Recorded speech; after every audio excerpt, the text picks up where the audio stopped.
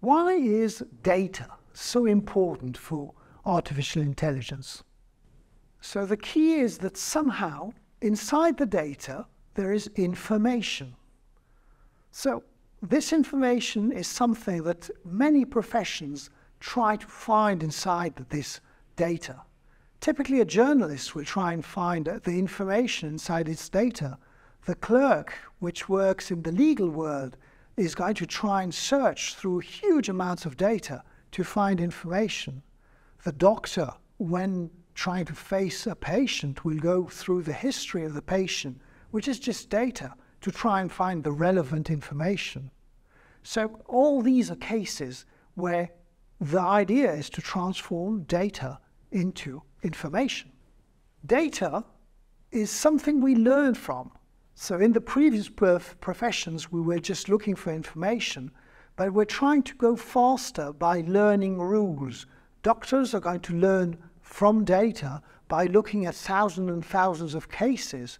Chess players are going to play many, many games and learn from these games how to play better. And when we learn to drive, we are doing it through accumulating experience. In both these cases, we see how data is important to make decisions, to get hold of information. Data is in fact known as the petrol or the gas of artificial intelligence. Because it is used by many artificial intelligence algorithms, and because what machine learning does is take the data and transform it into rules. The systems, what we call AI systems, are trained on data. So in many, many ways, modern artificial intelligence is a step in which we are taking data and transforming it into rules, and these rules are in fact algorithms. So it is a way of going from data to algorithms in an automatic way. So when you have a lot of data, what machine learning is trying to do is find patterns inside this data and use these patterns to somehow re-encode the data. It's a bit as if what machine learning was doing was performing a compression of the data. Or in other words, we're doing a form of intelligent forgetting.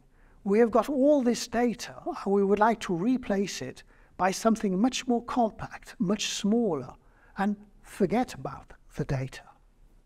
Data can come in various forms, and data can be proprietary when it belongs to somebody, to an institution, to a company, or it can be open. Data is open when it is accessible to all. This always means that you know that it is accessible. Just seeing it on the web isn't good enough.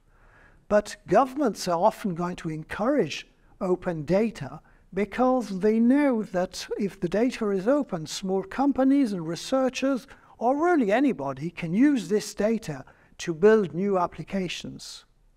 On the other hand, when we are working with applications which have been trained with data which is proprietary, then of course it is going to be much more difficult to openly use these applications, but more importantly, not just to use them, to verify them, to check what's inside them, and to solve the transparency questions.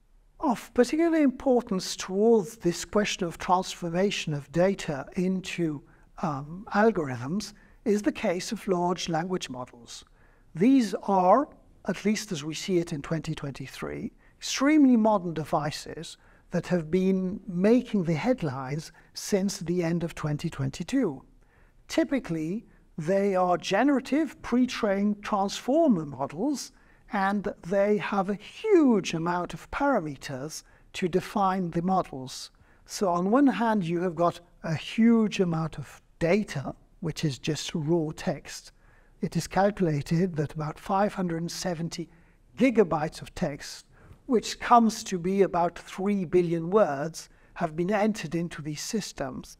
And as an output, you get a huge neural network whose number of parameters is 175 billion parameters.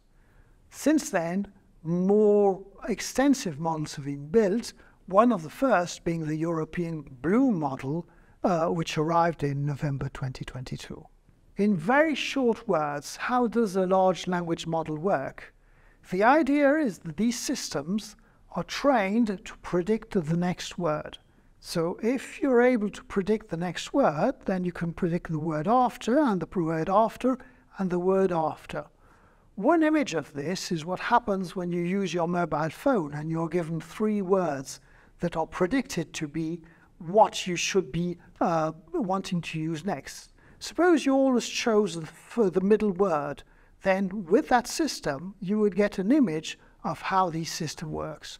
Obviously these large language models are much more complex and will not only just take into account the previous word to calculate and to predict which is the next word, they will take into account a whole situation.